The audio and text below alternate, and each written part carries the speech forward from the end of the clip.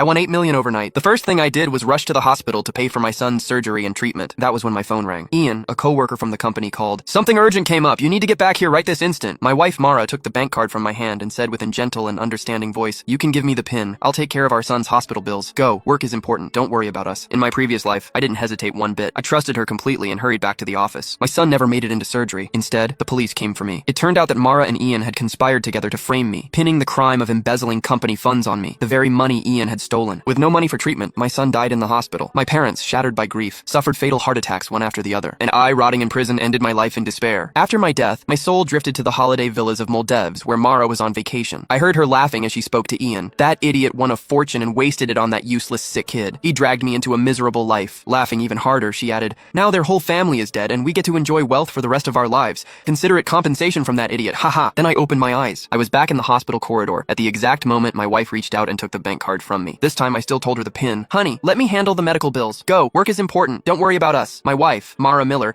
held the bank card with $8 million inside tightly. She might have sounded gentle and understanding, but her eyes were gleaming with triumph and excitement. In my previous life, I had trusted her completely. I did not expect her to take the money needed to save our son, Jaden Lowe, to conspire with my colleague, Ian Staffer, and frame me for embezzling company funds. I was then sentenced to 10 years in jail, and Jaden died in the hospital, receiving no treatment. Even my parents died of heart attacks one after the other. Their bodies were left on the streets with no one to help. When I was given another chance at life, hatred was raging in me. I wanted to tear that vicious woman into pieces with my bare hands. However, that would only land me in jail once more. It was not worth it. I was going to use a different way to make Mara and Ian pay the price. I gripped her wrist tightly and said with a strong hint, thank you for dealing with the hospital. This is the money needed to save Jaden. Don't wire it to the wrong account. After all, in the previous life, Mara did not wire the money to the hospital's bank account, but instead to Ian's other account. Mara's eyes had a pang of uneasiness in them. She said shiftily, don't worry, I won't be that careless. I replied with a smile. All right then. I turned around and my smile instantly vanished. Exiting the hospital, I sneered and called the police. Hi, I would like to report a financial crime. 2 minutes ago, I was scammed out of $8 million.